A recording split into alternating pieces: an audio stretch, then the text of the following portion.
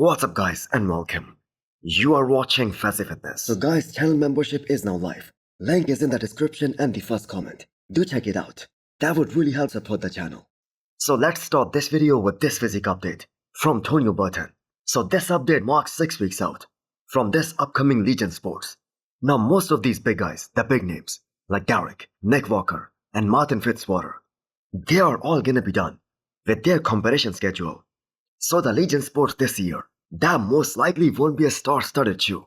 Because after the Pittsburgh Pro, we have the New York Pro, and then we have Cali Pro, and then there is Legion.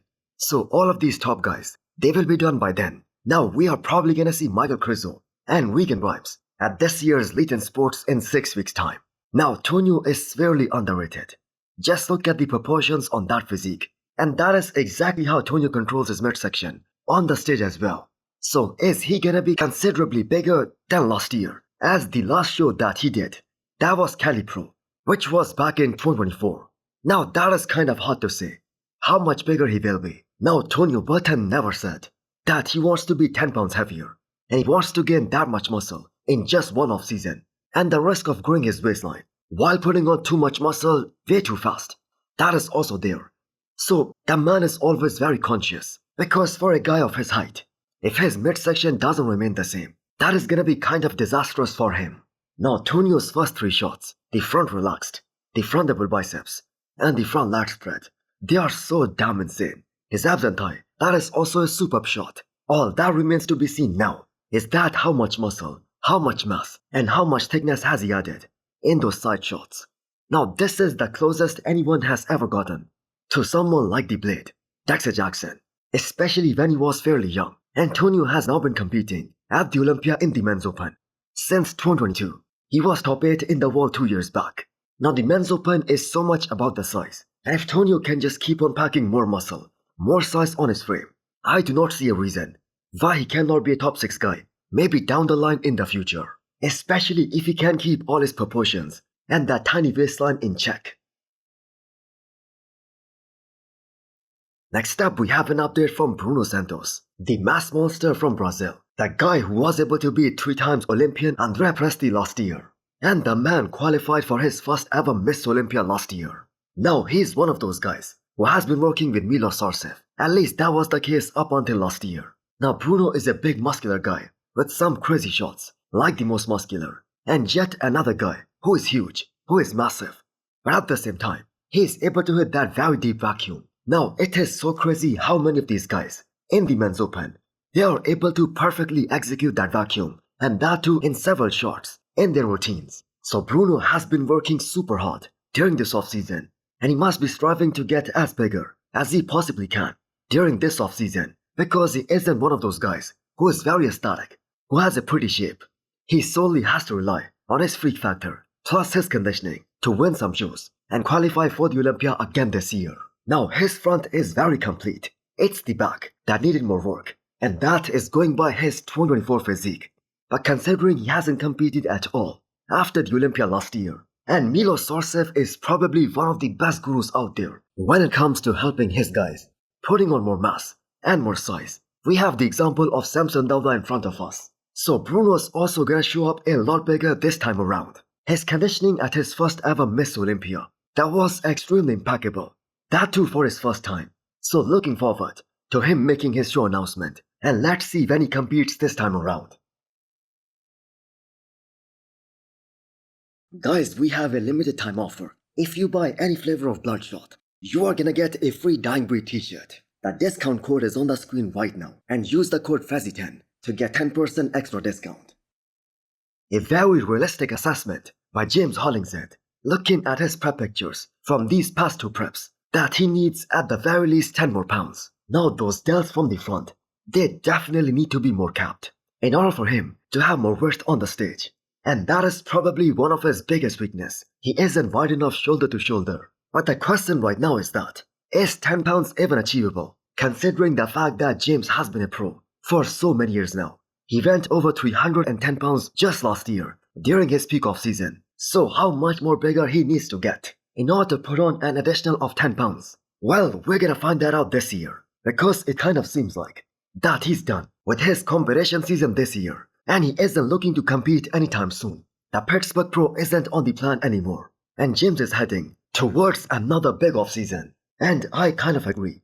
He needs to have another big off-season if he wants to get at the very least 10 pounds bigger. And that is something that will require some time, because in his mind, he wants to show up considerably bigger than what we saw from him in Detroit Pro this year. But in hindsight, it just isn't that much about size. He was bigger, and that too in multiple areas against Sazan Hirati. But Sazan was just in a way better condition overall than James Hollings had, and he had more of that muscle quality. Now I think we can all agree that the way Stefan peaked, James Hollings had, for both of these shows, that wasn't the best of James. And I am not even talking about the structural limitations of James Hollings at here. We have seen James in a bad condition before, or he presented more of an overall better package, where he had decent enough separation, but at the same time, he was big as a house. So can James Hollings afford to take the risk of getting even heavier than last year to pull on close to 10 pounds of more muscle on that frame of his? Is that gonna be the right move? Another great talent that we just saw at this past Arnold Brazil. He just announced that he's in for this upcoming Pittsburgh Pro. Lenardo Paris from Brazil. He's gonna be competing against some of the best in the world in less than 3 weeks' time. And there is every reason to believe that he's gonna be a lot sharper this time around compared to how he looked at this past Arnold Brazil against Good Vito, because he's going through an additional of 6 weeks of more dieting, staying on the prep. Now we all know this is too big of a lineup for someone like Lenardo Paris, but there was this argument that if he was in the same condition as Good Vito, then the battle for the first place in Brazil, that would have been a lot more closer.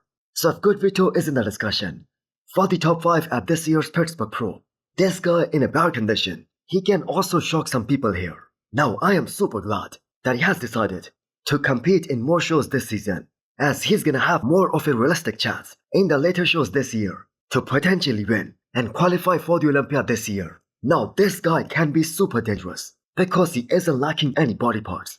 He looked huge in Brazil against Good Vito. Hopefully he doesn't lose that freaky mass and his wow factor while chasing more conditioning for this upcoming Pittsburgh Pro and possibly some other shows that he's gonna do this year. The Persian Wolf Hadi Choopan was spotted blasting some heavy T-bar rows today. So the Olympia prep that is now in full swing.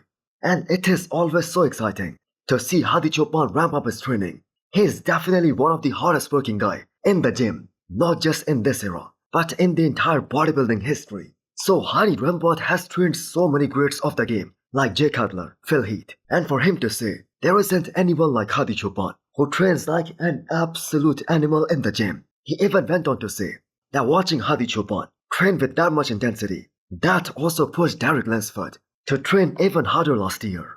Now, unlike last year, this has been a big off-season for Hadi Choopan.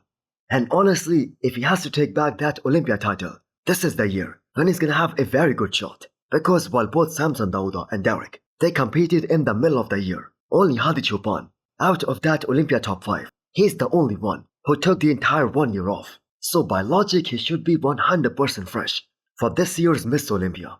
And he's gonna have the best chance to peak 100%.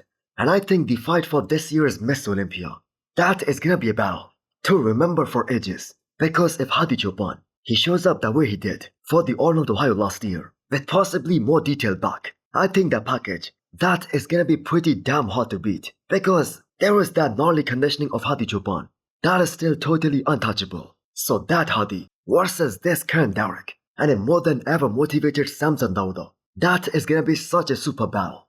So hit the thumbs up button if you liked the video, and smash the subscribe button if you wanna come back for more. Thanks for watching.